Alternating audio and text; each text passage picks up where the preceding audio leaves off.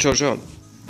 Mēģināšu šodien jums lēnām parādīt apmēram, cik tālu mēs esam tikuši, ko mēs esam sadarījuši, un izskaidrot apmēram, kur mēs esam ieraudzījuši kļūdas, un ko vajadzētu uzlabot, ko vajadzētu pārtaisīt. Tā kā lēnām sāksim.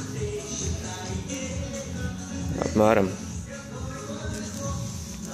Tātad turbīna mums ir ielikta šeit pagaidām.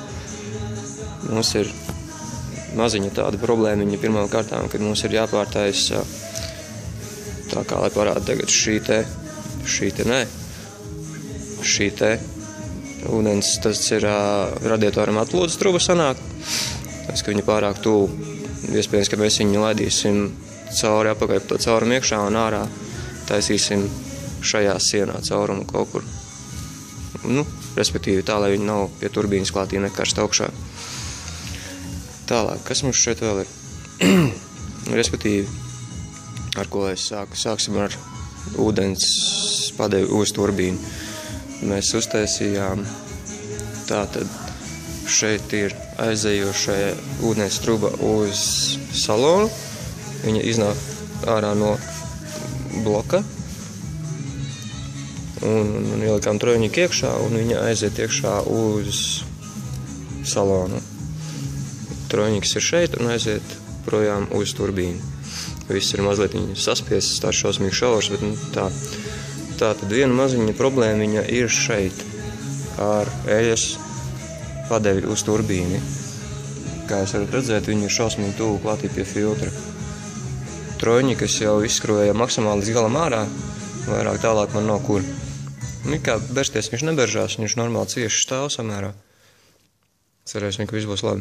Ja kas, mēģināsim pieliekt vai nu trubiņu, vai nu kaut ko. Nākošais, kas ir problēmiņa ar eļas padevi, ir, es jau biju veikalā, jau skatījos uz vietas, kad vajadzēja šo te trubiņu taisīt ar līkumiņu. Bet, it kā arī, ja trubu noliek apakšā, viņi kā īpaši daudz nenoliecās. Lauziens it kā īpaši traks nesanāk. Cerēsim, ka viss būs normāli.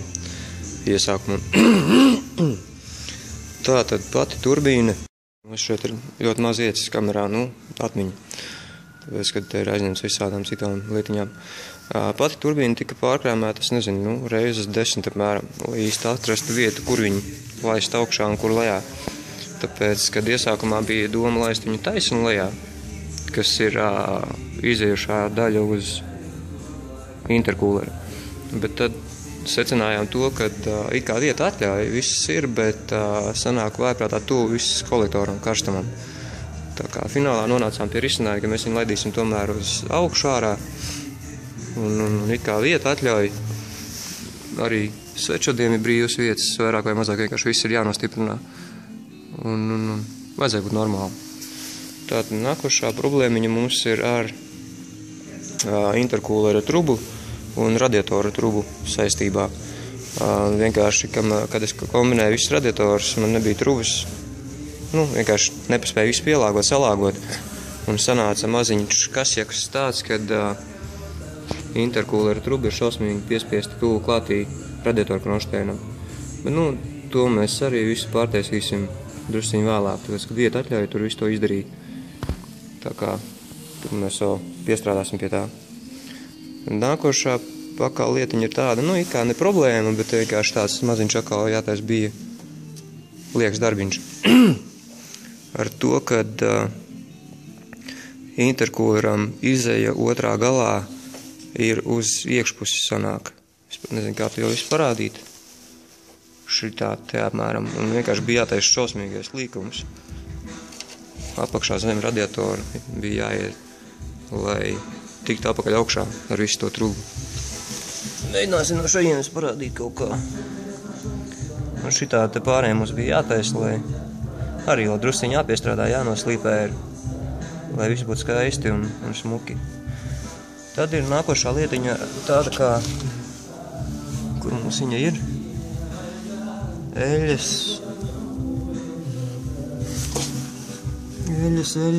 atplūde. Īsti es netiek tur klātī nofilmēt visu to pasākumu.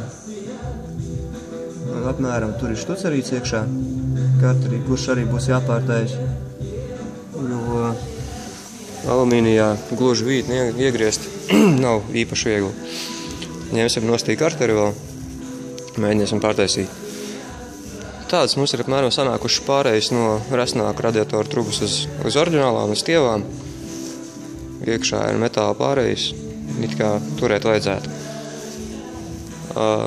Turbīnei ūdens atplūdi mēs uztaisījām, ielaidām iekšā pie atplūdes batšoka, it kā viss strādā, viss cirkulē, silst un kaut kā tā. Viena problēma viņa atkal ir ar eļas atplūdi no turbīnes. Šis sanāk šausmīgi iespiests viss iekšā pie katalizatora šausmīgi tuvu.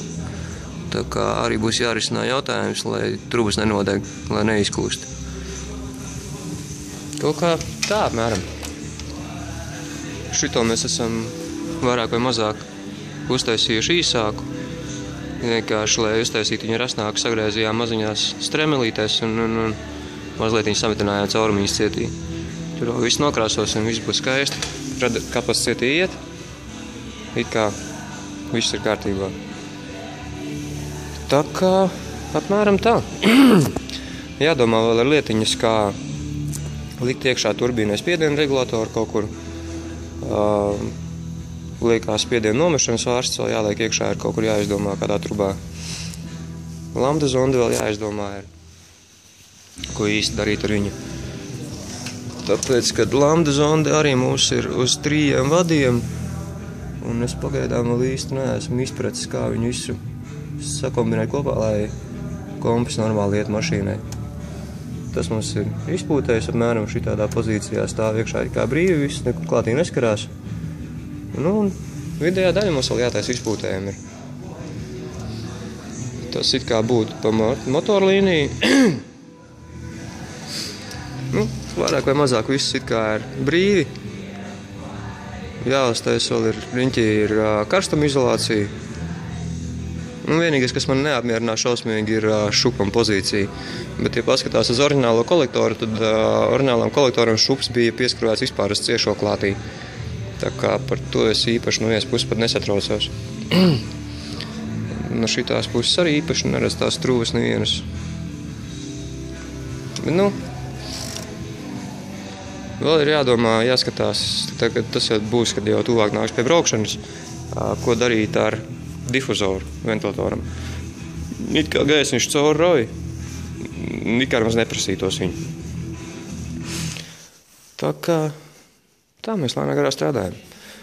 Šitās dienas, kamēr jāņem ir Kristers no skolas ārā, mazliet viņu veicām uzkopšanas darbus. Tāpēc, ka te vienkārši nebija kājas nolūk beigās. Apmēram tā. Šitā viņš mums izskatās uz kopējā plāna. Vēl ir jāpiestrādā pie buferi priekšējā, tāpēc, ka viņš gluži neiet pāri interkūleru radiatoram. Tur mēs jau esam atzīmējuši, izgriezīsim maziņas robiņas, tā, lai viņš pieguļās klātī. Tas tā, tie ir dekoratīvie darbi.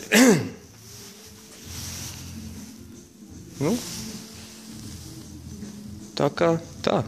Gaidām jūs komentārus. Paldies!